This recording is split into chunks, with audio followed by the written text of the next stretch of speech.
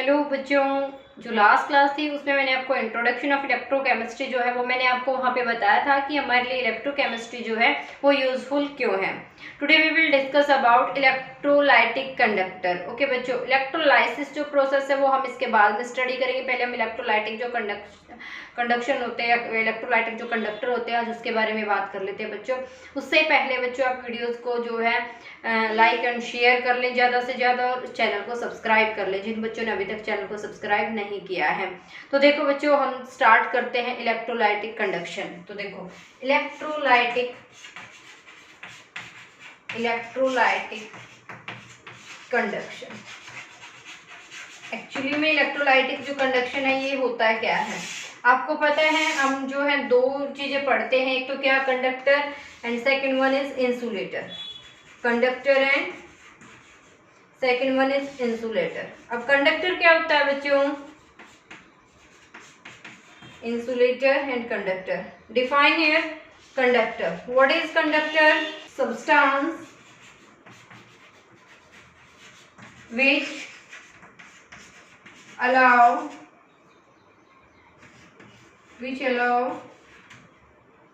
to pass electricity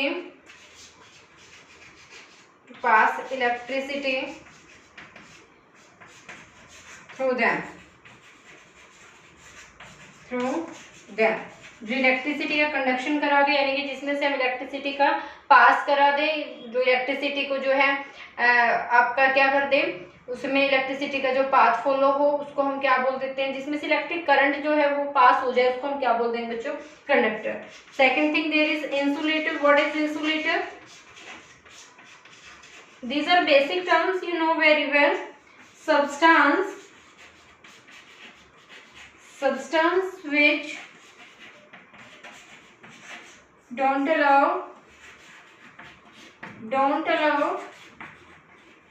to pass electricity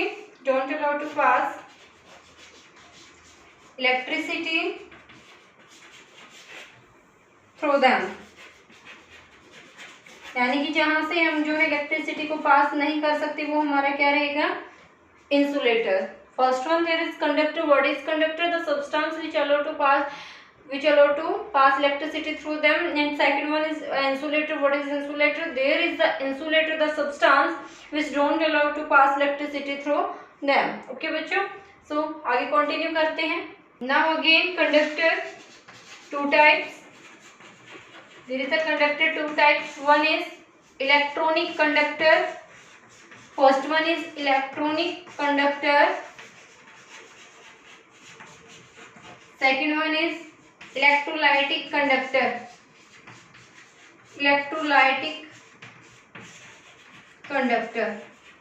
First we will explain here electronic conductor. So there is the, what is electronic conductor? Electronic conductor we will define as those substances which conduct electricity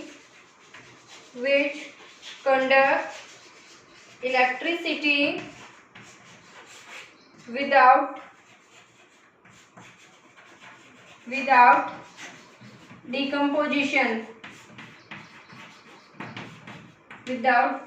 decomposition. These substances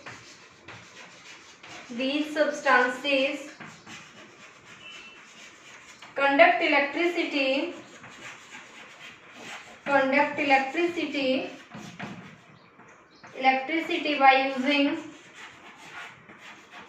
by using electron. For example, all metals,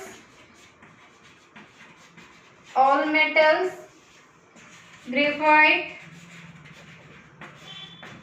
many minerals.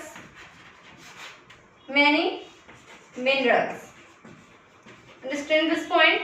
There is the electronic conductor, those substances which conduct electricity without decomposition. यानी कि जो है ये वो substances रहेंगे जो अपना decomposition किए बिना जो इलेक्ट्रिसिटी का कंडक्शन करेंगे बाय यूजिंग इलेक्ट्रॉन। जो फ्री इलेक्ट्रॉन होते हैं उनके मूवमेंट से जो है यहाँ पे इलेक्ट्रिसिटी का कंडक्शन होगा। बच्चों समझ रहे हैं क्या बोल रही हूँ?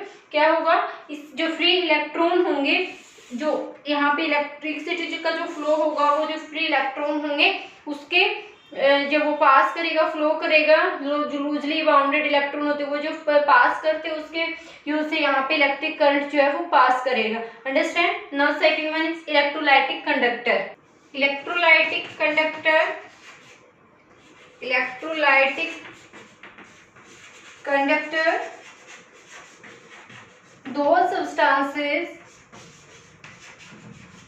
those substances pass electricity undergoing decomposition।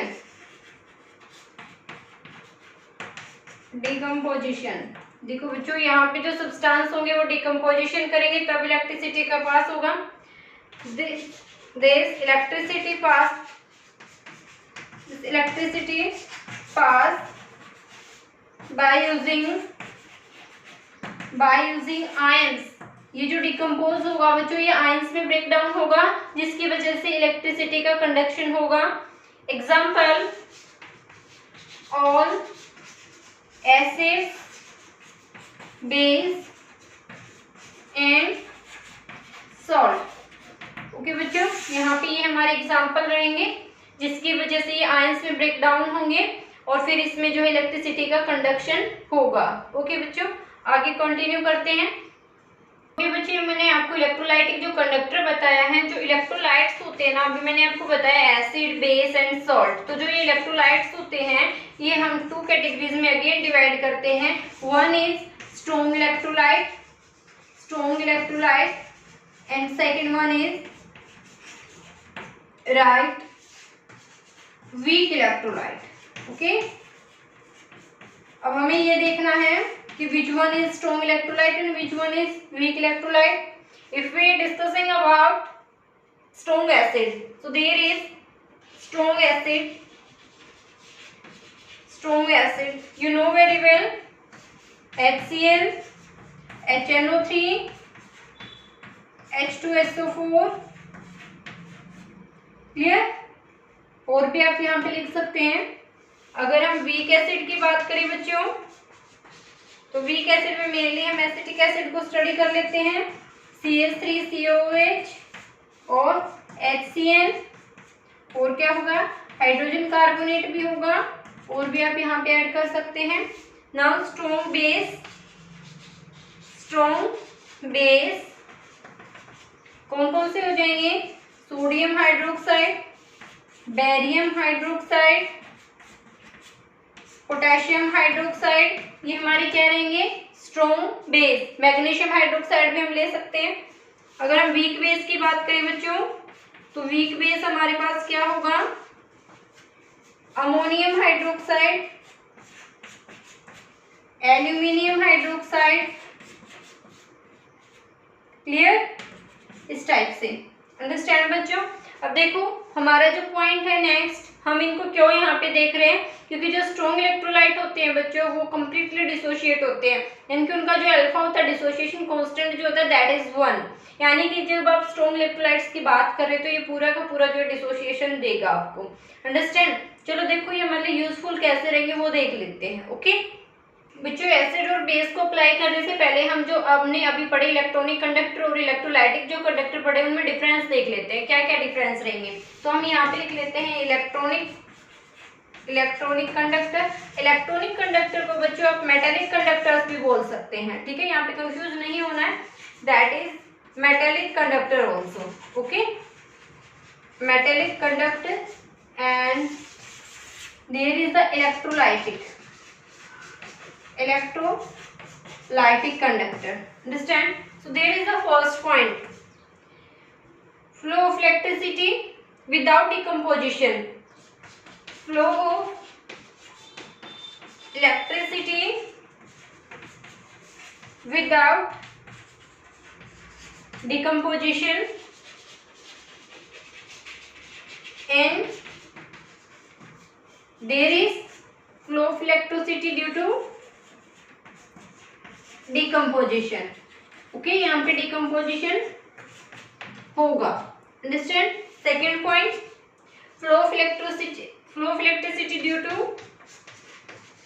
flow electricity due to electrons and there is due to ions. Understand? Third point, there is when increase, this symbol for increase बच्चों, you can see here, when increase temperature,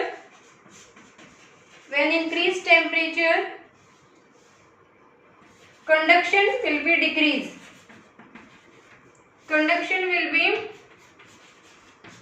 decrease. ये decrease को symbol दे रही हूँ बच्चों, ये arrow जो मैंने down headed किया है, decrease. But there is increase temperature, conduction increase. Okay, यहाँ पे टेम्परेचर के इंक्रीज होने से कंडक्शन भी बढ़ेगा, यहाँ पे कम होगा. ऐसा क्यों हुआ बच्चों कि जब भी मेटल के पास अपने फ्री इलेक्ट्रॉन होते हैं वो जब लॉस कर चुकी होती है तो फाइनली क्या होता है, जब आप उसको अगर टेम्परेचर देते जाएंगे तो जो इलेक्ट्रोड होते हैं ना, मेटल की जो रोड होती है वो वाइब्रेट करना स्टार्ट कर देती है. अब होगा क्या, डिसोसिएशन उसमें हम कर नहीं सकते, सिर्फ क्या होगा, वाइब्रेशन स्टार्ट हो जाएगा जिसकी वजह से जो इलेक्ट्रिसिटी का जो कंडक्शन है वो रुक जाएगा. बट यहाँ पे जो आयंस में डिसोशिएट हो रहा है, टेम्परेचर उसको और भी ज्यादा हेल्पफुल रहेगा उस आयंस को जल्दी जल्दी ब्रेक डाउन करने के लिए. अंडरस्टैंड.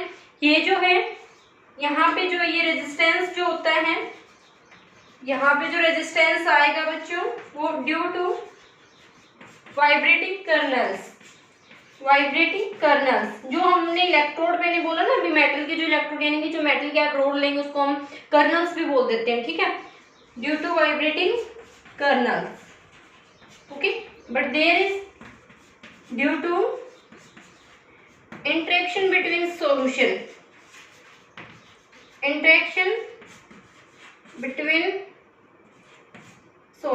सॉल्यूशन के अंदर आपको कुछ एक इंटरेक्शन दिखाई देंगे जिसकी वजह से यहाँ पे रेजिस्टेंस बढ़ेगा. I repeat again, in electronic conduction और in metallic conductor, first point there is flow of electricity without decomposition, यानी कि बिना डिकम्पोजिशन के आपको इलेक्ट्रिसिटी यहाँ पे फ्लो करनी है. यहाँ पे क्या होगा बच्चों, डिकम्पोजिशन होगा, इलेक्ट्रोलाइटिक जो कंडक्टर रहेंगे, यहाँ पे इलेक्ट्रॉन जो फ्री इलेक्ट्रॉन्स होते हैं उसकी वजह से इलेक्ट्रिसिटी का कंडक्शन होता है. But in this case due to ions. And there is a third point, जब आप टेम्परेचर इंक्रीज करते हैं तो इसमें जो कंडक्शन रहेगा वो डिक्रीज हो जाएगा. But there is increase with temperature, conduction also increase.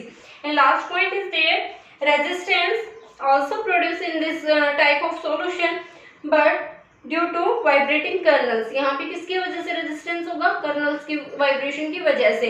मैंने अभी बताया था कि वो इलेक्ट्रोड जो है जब आप उसका टेम्परेचर बढ़ा तो उसके पास जब इलेक्ट्रॉन ही नहीं है क्लोज करने के लिए तो क्या करेगा, वो डरने लग जाएगा कहीं मेरे ऑक्टेट कंप्लीट जो है यहाँ स्टेबल जो वहां से भी इलेक्ट्रॉन स्टार्ट ना कर दे निकालने में, जिसकी वजह से उसमें कंपन आ जाता है. समझ रहे हैं. अब यहाँ पे जो होगा इंटरेक्शन, जो कंडक्शन बढ़ेगा वो किस वजह से बढ़ेगा, उसके जो सॉल्यूशन के अंदर कुछ एक इंटरेक्शन होगी जो हम अभी फैक्टर पढ़ने वाले हैं, उनकी वजह से क्या होगा, कंडक्शन घट जाएगा, यानी कि डिक्रीज हो जाएगा इलेक्ट्रिसिटी का पास वहां से होना.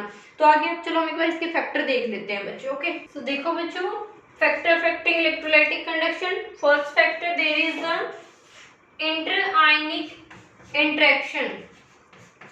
इंटर आयनिक अट्रैक्शन लिख लीजिए, इंटरेक्शन लिख लीजिए, same thing. Inter ionic attraction लिख लेते हैं.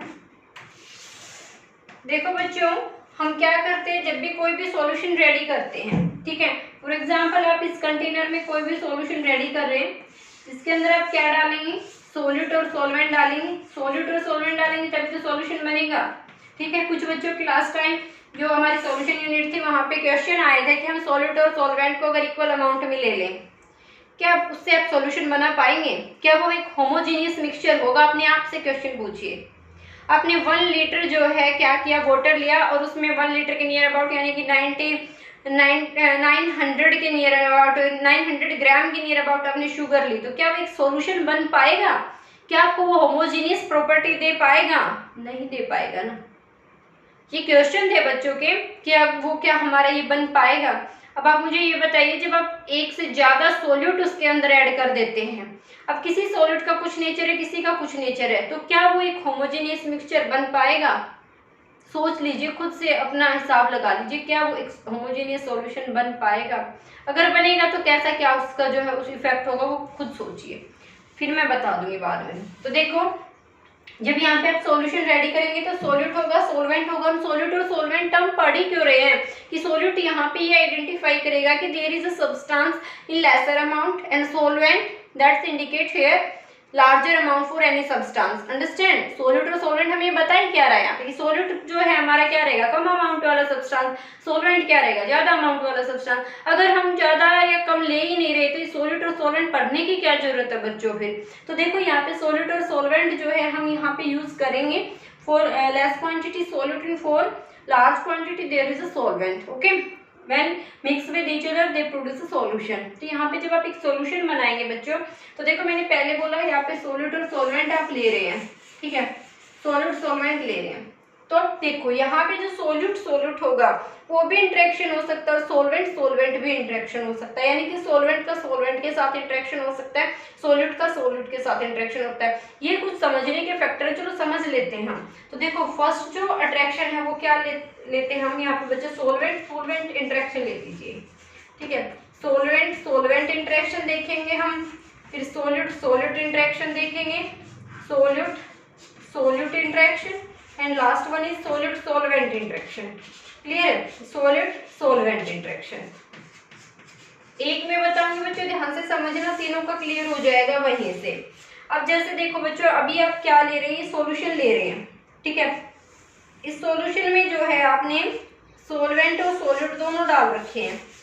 क्लियर हो रहा है? क्या डाल रखे हैं, सोल्यूट और सोलवेंट दोनों ही हमने यहाँ पे डाल रखे हैं इसके अंदर। अब आप क्या कीजिए, देखो जो भी आपने सोलवेंट लिया, फॉर एग्जांपल आपने बच्चों वाटर ही ले लिया, तो वाटर में पोलैरिटी होती है ना, वाटर में पोलैरिटी ऑक्सीजन पे नेगेटिव पोल जनरेट होता है, हाइड्रोजन पे कैसा जनरेट होता है, पॉजिटिव पोल होता है, यानी कि पॉजिटिव नेगेटिव तो होता ही, ठीक है। तो अब देखो क्या होगा, जो सोल्यूट के जो सोलवेंट के नेगेटिव पार्टिकल है, जैसे मैं यहाँ पे ऑक्सीजन को दिखा देती हूँ बच्चों नेगेटिव से, ठीक है, कि इसके नेगेटिव क्लाउड है ऑक्सीजन, तो इसके चारों तरफ क्या आ जाएगा बच्चों, पॉजिटिव आएगा, ठीक है, पॉजिटिव आएगा ना।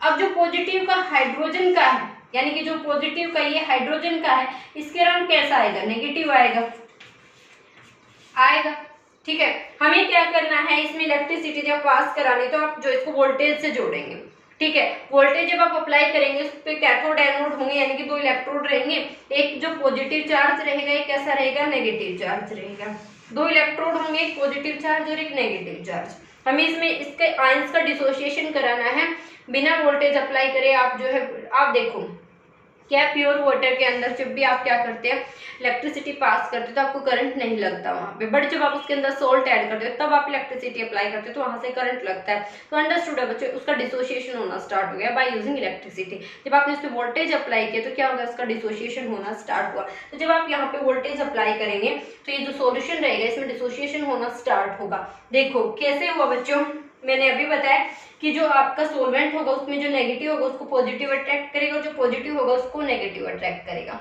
ठीक है, यानी कि इंटर आयनिक फोर्स लग गया ना अंदर ही, ठीक है। अब क्या कोशिश करेगा, जो पॉजिटिव वाले होंगे वो इस नेगेटिव इलेक्ट्रोड की तरफ मूव करना स्टार्ट करेंगे और नेगेटिव की तरफ पॉजिटिव स्टार्ट करेंगे मूव करना, और पॉजिटिव की तरफ कौन जाएगा बच्चों, नेगेटिव जाएगा, यानी कि जो नेगेटिव पॉजिटिव इलेक्ट्रोड होगा उसकी तरफ जो हमारे नेगेटिव पार्टिकल्स रहेंगे वो मूव करने की कोशिश करेंगे और जो नेगेटिव इलेक्ट्रोड है उसकी तरफ पॉजिटिव आयंस जो है वो मूव करने की कोशिश करेंगे। बट देखो जब ये पॉजिटिव जो है, ये पॉजिटिव आयन है, ये जब इधर मूव कर रहा है, या इधर ये नेगेटिव आयन है, ये जब इधर मूव कर रहा है तो पीछे से इसको अपनी तरफ खींचने के लिए और भी तो है नेगेटिव आयंस इसके अंदर ही, यहाँ पे इस नेगेटिव को अंदर ही पॉजिटिव आयंस भी तो है इसको खींचने के लिए। क्लियर हो रहा है? अब देखो भाई बच्चों क्या होता है कि आप क्या कीजिए, कुछ खाने की चीज है, केक ले लीजिए, ठीक है, केक आपने बहुत सारे बच्चों के बीच में रखा, ठीक है।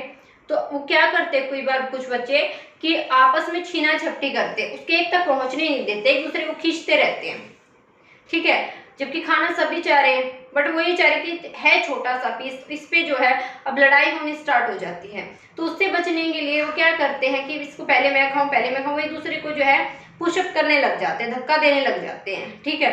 कई बार क्या होता है, जैसे एकदम से बच्चों को ये बोल दिया जाता है चलो गेम में चलते हैं, देन जब तक डिसिप्लिन या टीचर वहां पे नहीं खड़ा रहता तब तक वो क्या करते हैं, एक दूसरे को धक्का मुक्का करके एक दूसरे को भागने की कोशिश करते हैं, ठीक है, कुछ ऐसा करते हैं। बट उनको पीछे कुछ खींच रहे ना, यानी कि एक तो जो है उनको सेपरेटली खड़ा करके मूव कराया जाए, एक जो है पूरा झुंड है तब उनको भेज रहे, तो टाइम ज्यादा कंज्यूमिंग या जो ज्यादा वर्क हो पाएगा किस में हो पाएगा, जो सेपरेटली होगा उसमें हो पाएगा, जो एक झुंड होगा उसमें तो नहीं हो पाएगा। कि हमें पहुंचना है वहां पे, एक तो आपको ज्यादा भीड़ के एरिया से निकलना है, एक जो है आपको बिल्कुल खुले हुए चलना, तो फर्क है ना दोनों ही एग्जाम्पल में। तो जब जो आपका चारों तरफ इंटरेक्शन है तो वो क्या करते हैं आपको पीछे। अब देखो बच्चों, एक और कॉमन सेंस के आजकल मैं आपको एग्जांपल देती हूँ। जब भी आप अपनी लाइफ में आगे बढ़ने की कोशिश करते हैं तो आपके फ्रेंड्स आपका टाइम वेस्ट करना स्टार्ट करते हैं, या फिर जो है चलो माइंड मत करना फ्रेंड्स की बात, आगे कहीं आजकल के बच्चों के फ्रेंड्स जो है काफ़ी क्लोज होते हैं, उनके लिए वही सब कुछ होते हैं। बट देखो क्या होता है कि जब भी आप सक्सेस की तरफ मूव करते हैं तो आपको पीछे खींचने वाले बहुत होते हैं, ठीक है। ये फैक्ट है, आज के जो हमारे ह्यूमन बीइंग का जो नेचर है ये फैक्ट है उसका। जब आप सक्सेस की तरफ मूव करेंगे पीछे खींचने वाले बहुत होंगे, ठीक है। अगर वो खींचने वाले ना हो तो सक्सेस जल्दी मिल जाएगी, वहीं वो खींचने वाले हैं उसको पीछे पुशअप करे तो वहां पे उतने टाइम में नहीं पहुंच पाता, समझ रहे। तो देखो यहाँ पे क्या बात हुई है बच्चों कि जो इन इलेक्ट्रोड्स की तरफ पॉजिटिव और नेगेटिव की तरफ जो नेगेटिव पॉजिटिव मूव कर रहे थे उनको अंदर खींचने वाले बैठे हैं, ठीक है, जिसकी वजह से जो कंडक्शन है वो क्या हो जाता है, डिक्रीज हो जाता है। समझ में आया बच्चों। तो जैसे ही देखो सॉलिड सॉलिड के बीच में भी मिलेगा, ठीक है, सॉलिड सॉलिड के बीच में जैसे NaCl है, Na पॉजिटिव ले लीजिए, Cl नेगेटिव ले लीजिए, इस Na पॉजिटिव को Cl के नेगेटिव अट्रैक्ट करेंगे ना, ठीक है, वो अट्रैक्ट करेंगे, Cl नेगेटिव को पॉजिटिव भी अट्रैक्ट करेगा। अगर आप फिर वाटर में, चलो देखो ये तो ये था सॉलिड सॉलिड इंटरेक्शन था, ये तो हुआ सॉलिड सॉलिड का, यानी कि Na पॉजिटिव को Cl के और जो आयंस उसके अंदर डिसोशिएट होने स्टार्ट हो रहे वो इसके चारों तरफ क्लाउड बनाने की कोशिश करेंगे। क्यों भाई, क्योंकि देखो उसके पास जो है वो जो है ये जो नेगेटिव है सोडियम के अराउंड, क्लोरीन के जो नेगेटिव चार्ज है उसको पॉजिटिव तो इलेक्ट्रोड भी दिख रहा है बट वो दूर है, तो वो क्या कोशिश करेंगे, सोडियम को चिपकने की ट्राई करेंगे कि हम जो अपने आप को न्यूट्रल यहीं कर ले, इलेक्ट्रोड तो बाद में मिलेगा बट पहले हम यहाँ पे न्यूट्रल हो जाए। तो उस कोशिश में क्या करते हैं, सोडियम को ही चारों तरफ से घेर लेते हैं, जिससे पॉजिटिव नेगेटिव की तरफ फिर मूव करने में थोड़ी प्रॉब्लम फील करता है। अब देखो ये तो हुआ सॉलिड सॉलिड का, ये मैंने आपको बताया सोलवेंट सोलवेंट का। अब सॉलिड सोलवेंट में भी तो इंटरेक्शन हो सकता है, इनमें भी तो पॉजिटिव नेगेटिव आयंस है, हम आयंस की ही बात कर रहे हैं बच्चों।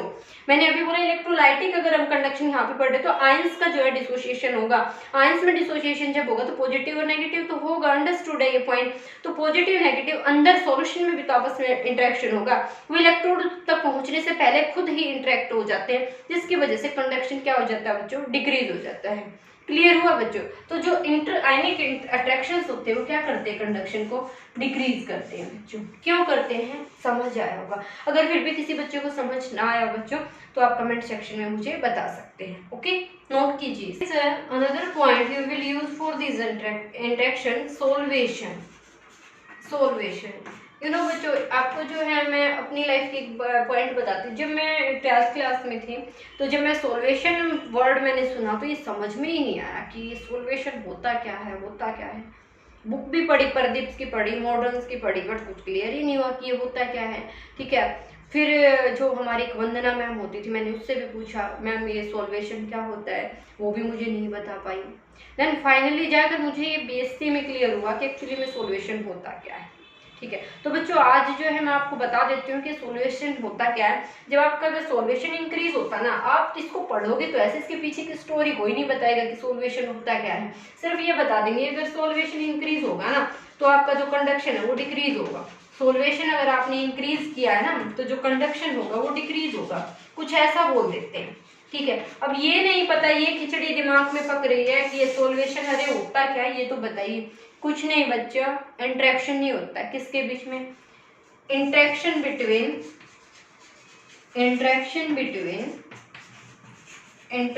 Between number of particle of solute, number of particle of solute and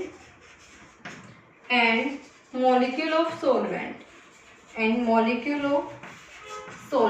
ये होता है बच्चों। मैंने अभी बताया था आपको सोल्यूट सॉल्वेंट के बीच में भी इंटरेक्शन होता है, ठीक है। सोल्यूट सॉल्वेंट के बीच में जो इंटरेक्शन होता है उसको हम सोल्वेशन बोलते हैं बच्चों, ठीक है, सोल्वेशन, अंडरस्टैंड। अब जैसे देखो क्या होता है, आप क्या कीजिए, आप ये ले लीजिए, आपने वाटर लिया, ठीक है, वाटर पे आप ऑयल डाल दीजिए, ऑयल डाल आपने वाटर लिया, ये इसके अंदर डिजोल्व नहीं होगा बच्चों। तो क्या रहेगा, आपको वाटर ऑयल की लेयर ऊपर दिखाई देगी, वाटर की अलग दिखाई देगी, ठीक है। अब आप क्या कीजिए, ऑयल की बजाय आप जो है शुगर सॉल्यूशन बना लीजिए, ठीक है। जब आप शुगर सॉल्यूशन बनाते हो, जिसको आप जनरली क्या बोलते हो, चाशनी, ठीक है, ये बोलते हैं हम, चाशनी बोलते हैं अपने कॉमन वर्ड्स में, तो वो बना लेंगे हम। तो देखो, या फिर आप साथ में क्या कीजिए, एक प्योर वाटर और ले लीजिए, ठीक है। ये हमने प्योर वाटर ले लिया, इसमें मैंने लिया बच्चों प्योर वाटर, इसमें अभी मैंने कुछ ऐड नहीं किया, ठीक है। इसमें मैंने लिया क्या, शुगर प्लस वाटर का सॉल्यूशन ले लिया बच्चों। और थर्ड पॉइंट मैंने यहाँ पे क्या लिया है, ऑयल प्लस वाटर, मैंने यहाँ पे मेंशन कर रखा है, ठीक है। तो सबसे ज्यादा क्लियर आपको कौन दिखाई देगा, प्योर वाटर। उसके बाद क्लियरिटी किसके अंदर आएगी, ऑयल और वाटर के। बट इसके अंदर आपको क्या दिखाई देगा, कुछ धुंधला धुंधला लग रहा है और कुछ जो है विस्कोस भी लग रहा है, ठीक है। तो देखो बच्चों क्या होता है, जब हमारा जो है यहाँ पे आयंस में जब क्या होता है, देखो मैं यहाँ पे आपको विस्कोसिटी वर्ड समझाना चाह रही हूँ बेसिकली, कि जो सोल्वेशन जब बढ़ता है ना, यानी सोल्यूट और सोलवेंट के इंटरेक्शन से जो इंटरेक्शन होते हैं, फोर्सेस होते हैं, उससे पार्टिकल्स ऐसे घुल मिल जाते हैं कि जो हम अलग अलग उन आयंस को देख नहीं पाते, यानी कि उतनी क्लियरिटी आ नहीं पाती, एक अच्छा सोल्यूशन रेडी हो जाता है, जिसकी वजह से उसके अंदर क्या जनरेट हो जाती है बच्चों, विस्कोसिटी कुछ नहीं, गाढ़ापन होता है, विस्कोसिटी जनरेट हो जाती है। विस्कोसिटी क्या होती है, विस्कस बोल देते हैं बच्चों हम इसको। विस्कस क्या होता है, गाढ़ापन, ठीक है, गाढ़ापन। चाशनी मैंने इसको इसीलिए बोला था कि उसके अंदर जो है आपको क्या होता है कि जो है बहुत जो चिपकने वाला एक गाढ़ा जो है आपको सॉल्यूशन रेडी हो जाता है, वो क्या हो गया, विस्कस हो गया। अगर आप प्योर वाटर को उसको कंपैरिजन करेंगे तो दोनों में काफी डिफरेंस मिलेगा, क्लियर हो रहा है। तो जब विस्कोसिटी आप इंक्रीज कर देते तो कंडक्शन क्या हो जाता है, डिक्रीज हो जाता है। क्यों हो जाता है, क्योंकि अंदर का इंटरेक्शन काफी अच्छा है बच्चों, क्लियर हो रहा है। अंदर का जो पार्टिकल्स का आपस में आयंस का इंटरेक्शन है वो काफी अच्छा है, सोल्यूट सॉल्वेंट का इंटरेक्शन बहुत तगड़ा है यहाँ पे, जिसकी वजह से क्या हो रहा है, बहुत स्ट्रॉन्ग इंटरेक्शन है, इसकी वजह से इसके अंदर गाढ़ापन आपको दिखाई दे रहा है, और इसमें जो है कंडक्शन जो है वो डिक्रीज हो जाता है, यानी कि जिस हिसाब से, जिस फ्लो से इलेक्ट्रोड के पास पहुंचना चाहिए वहां पे नहीं पहुंच पाता, कम पहुंच पाता है, ठीक है बच्चों। तो विस्कोसिटी अगर इंक्रीज होती है बच्चों, देखो सोल्वेशन बढ़ा, कंडक्शन घटा, इंटरेक्शन बढ़ा, कंडक्शन घटा। थर्ड पॉइंट हम क्या लिख सकते हैं, अगर आप विस्कोसिटी को इंक्रीज करते हैं, ठीक है, अगर विस्कोसिटी इंक्रीज हुई है तो कंडक्शन क्या करेगा बच्चों, डिक्रीज करेगा, कंडक्शन क्या करेगा, डिक्रीज करेगा, क्लियर। तो देखिए ये इनको नोट कीजिए, नेक्स्ट पॉइंट का, nature of electrolyte. Nature of electrolyte is also important factor, there is electrolyte. कैसे, जो अभी आपने देखा था strong acid strong base, weak acid weak base, और जो सॉल्ट होते हैं, हम देखो बच्चों अगर आप यहाँ पे स्ट्रॉन्ग इलेक्ट्रोलाइट यूज करते हैं, strong electrolyte means strong acid strong base, अगर आप वो यूज करते हैं, मैंने अभी बताया था उनका अल्फा जो होता है, यानी कि डिग्री ऑफ डिसोसिएशन जो होता है उनका कितना होता है, 1 होता है। डिग्री ऑफ डिसोसिएशन की अगर हम बात करें बच्चा तो उसका कितना होता है, 1 होता है, यानी कि वो बहुत जल्दी जो है अपने आयंस में डिसोशिएट हो जाता है। जैसे हम बात कर लेते हैं किसका, HCl की अगर हम बात करें तो ये फास्टली H पॉजिटिव और Cl नेगेटिव में कन्वर्ट हो जाएगा।